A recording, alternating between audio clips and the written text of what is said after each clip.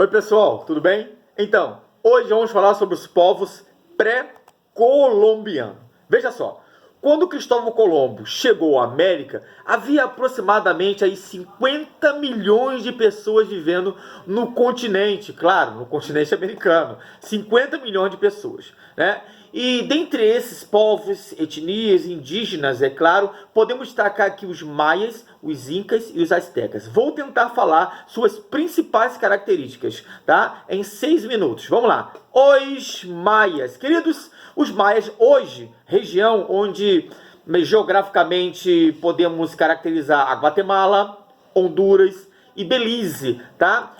Justamente as cidades eram governadas por um Estado, tá? Chamado Estado Teocrático. Teo significa Deus. Claro que a referência de Deus era seres da natureza. Mesmo o próprio líder da comunidade poderia ser caracterizado também como um deus ou um representante de um desses deuses, tá bom? A zona urbana era habitada pelos nobres. Todavia, não chegaram a formar assim, um grande império, como por exemplo os incas, tá? Mas sim, esses povos, os maias, se convencionou, né, a chamarem de cidades-estados, ou seja, cidades-estados independentes ali, tá?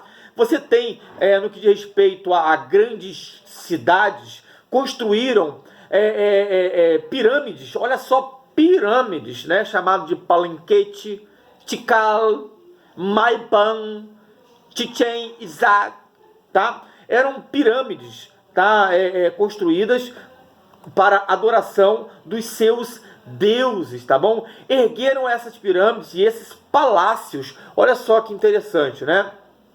Elaboraram também os maias um eficiente e complexo, veja só, calendário que se estabelecia com exatidão 365 dias, né, do ano. Olha só, desenvolveram um calendário chamado calendário maia.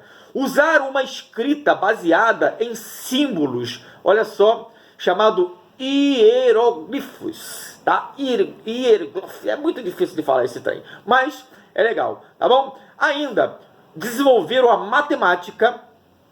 Destaque aqui para a invenção das casas decimais e o valor zero. Olha só que interessante, tá? Os maias, hein, não chegaram a formar, já disse, um vasto império unificado, o que favoreceu o quê? A invasão e o domínio de outros povos indígenas. Também a escravidão era uma prática, tá? Dos povos indígenas também. Eles dominavam, lutavam entre si, escravizavam uns aos outros.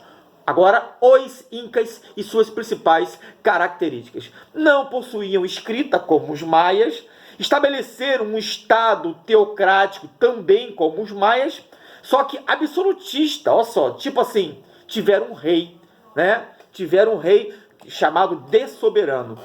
O imenso império, diferente dos maias, os incas desenvolveram um imenso império que abrangia parte dos atuais Peru, Equador, Bolívia, Chile e Argentina. Olha só o tamanho desse império. Os incas eram chamados Filhos do Sol, tá? Era uma região montanhosa, conhecida como Cordilheira dos Andes ali, aquela região, né? A base da sua economia era a agricultura, como também os demais povos indígenas, tá? Eles se dedicavam a habilidades, né, dos plebeus nas suas aldeias. Olha só, plebeus, parece com os romanos, hein? Mas não tem nada a ver, por favor. Essa atitude baseava-se no quê? No cultivo do milho e da batata. Que legal, hein? Então, os incas tinham grandes rebanhos de lhamas, né, e alpacas que serviam de bestas, né, de carga, de fonte de lã, né, a tecelagem no vestuário deles, né, usavam essas roupas, né.